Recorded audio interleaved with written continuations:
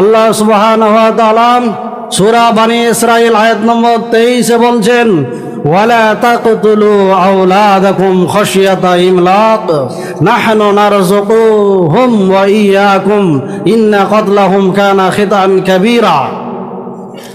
তোমরা তোমাদের সন্তানদেরকে খাবার দেওয়ার ভয়ে, পোশাক দেওয়ার ভয়ে, খেতে দেওয়ার ভয়ে, ভরণ পোষণের ভয়ে তোমরা তোমাদের সন্তানদেরকে হত্যা করো না।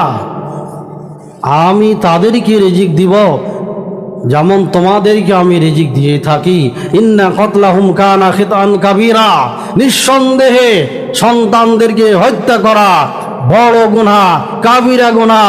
নিঃসন্দেহে সন্তানদেরকে হত্যা করা বড় গুনাহ, কাবিরা গুনাহ। খুলে দেখবেন সূরা বনী ইসরাঈল আয়াত নম্বর 23।